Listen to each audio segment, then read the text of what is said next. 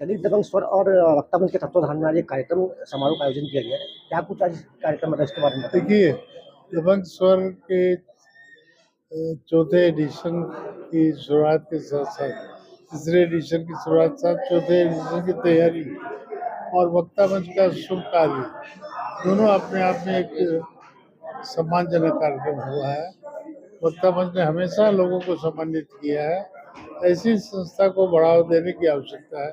संस्था में काम करने वाले लोग हमेशा रचनात्मक काम में लगे और दबंग स्वर जो है अखबार लोगों की दबंगताई के साथ आवाज उठाना, ये एक उसका मुख्य उद्देश्य है। पीके तिवारी जी एक सुलझे हुए बहुत अच्छे श्रेष्ठ पत्रकार हैं। मैं उनको शुभकामनाएं देता हूँ और समाचार पत्र की प्रगति के लिए प्रभु से प्रार्थना करता हूँ। युवा पीढ़ियों के लिए कुछ संदेश हमारे माध्यम से। युवा समाज में एक ही निवेदन करना चाहता हूँ, युवा समाज हमेशा अच्छे काम करें। युवाओं से देश को बड़ी उम्मीद है, लेकिन सामाजिक बुराइयों से दूर रहे। साथ साथ ये भी कहना चाहता हूँ, सामाजिक बुराइयां जैसे नशे का सेवन करना, सामाजिक बुराई, माताओं बहनों के प्रति सम्मान रखना एक अच्छाई है, सामाजिक अच्छाई है। और नौजवानों को आगे बढ़ाना एक उससे भी बड़ी बात है। इसलिए नौजवान हमेशा अच्छे काम करेंगे तो जमाना उन्हें याद रखेगा, और गलत काम में फंस जाएंगे तो फिर इसका अंजाम अच्छा नहीं होगा। बहुत बहुत धन्यवाद। राजेश सर, आज के कार्यक्रम में क्या कुछ विशेष रहा और क्या किस प्रकार से कार्यक्रम का आयोजन किया गया? हर वर्ष हम लोग विभूति अलंकरण सम्मान के माध्यम से छत्तीसगढ़ की सैकड़ों प्रतिभाओं को सम्मानित करते हैं, जो खेल, साहित्य, कला, संस्कृति, प्रशासन, समाज सेवा, संगीत, इन सारे क्षेत्रों में नए कीर्तिमान रच रही है, सफलता के झंडे गाड़ रही है और जो हमारे प्रदेश की धड़कनें हैं।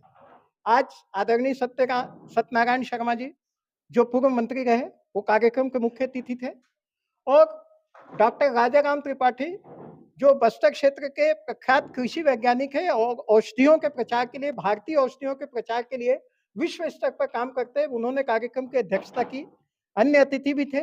अतिथियों ने कहा कि ये ऐसा पुरस्कार है कि कुछ लोग पुरस्कार पाकर खिल जाते हैं, लेकिन कुछ लोगों को पुरस्कार देने से पुरस्कार खिल जाता है। ये ऐसा पुरस्कार है जिनको हम सम्मानित कर रहे, उनके हाथों में पहुंचकर खिल रहा है।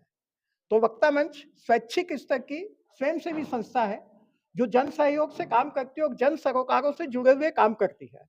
और हमने सारे प्रदेश की विभूतियों को तलाश किया और हमने उन्हें सम्मान किया, हमने उनके प्रति आभार प्रदर्शित किया। इस सम्मान के जरिए कृतज्ञता व्यक्त की कि आप जन हितैषी जो कार्य कर रहे हैं, समाज के विकास के लिए जो कार्य कर रहे हैं, उसके लिए हम पूरे समाज की ओर से वक्ता मंच के माध्यम से आभार प्रदर्शित कर रहे हैं। हर वर्ष हम ये आयोजन करवाते हैं और अगले वर्ष भी आयोजन किया जाएगा। समाज को कोई संदेश देना चाहेंगे हमारे माध्यम से? ये हम ऐसे कार्यक्रम करके समाज को क्या संदेश देना चाहते हैं कि समाज के लोग, खासकर की नई पीढ़ी, सीखे कि हम कैसे जीवन जी सकते हैं, जीवन को कितने बेहतर ढंग से जिया जा सकता है, जीवन के माध्यम से कितने जन हितैषी कार्य किए जा सकते हैं, जीवन के माध्यम से समाज के उत्थान का कितना अच्छा कार्य किया जा सकता है। तो ऐसे रचनात्मक आयोजनों से हमारे समाज को, खासकर की नई पीढ़ी को प्रेरणा मिलती है कि हम अपने जीवन को बेहतर ढंग से जिए। हम ही रचेंगे, हम ही रखेंगे अपना भारत सुंदर। यह हमारे वक्ता मंच का आदर्श वाक्य है और उस वाक्य के आधार पर हम अपने सारे कार्यक्रमों को संयोजित करते हैं। आपका परिचय? मैं राजेश पराते, अध्यक्ष वक्ता मंच रायपुर।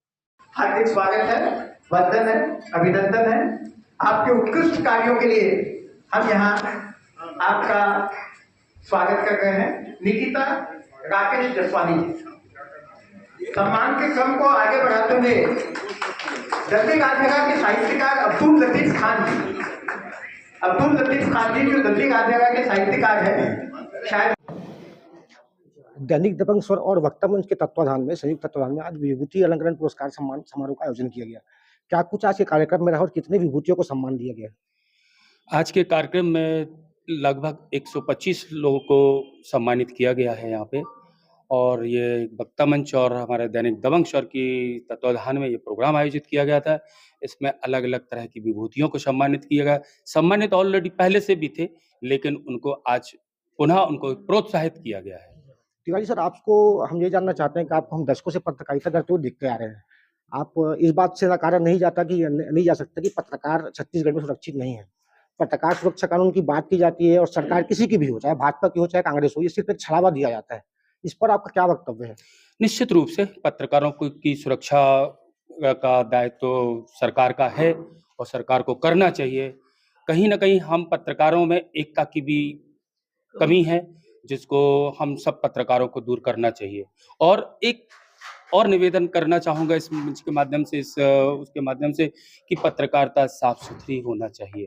पत्रकारिता दोषपूर्ण नहीं होना चाहिए, कि पत्रकारिता में जितना साफ-सुथरा हम काम करेंगे, उतनी ही पत्रकारिता हमारी उजली और चमकदार होगी। समाज और युवा पीढ़ी के पत्रकार और आने वाले भविष्य में प्रतिभागियों को क्या संदेश देना चाहते हैं आप? नहीं, बस मेरा एक ही संदेश है कि अगर आज की युवा पीढ़ी जो पत्रकारिता कर रही है, वो बहुत साफ-सुथरी पत्रकारिता करेगी। निश्चित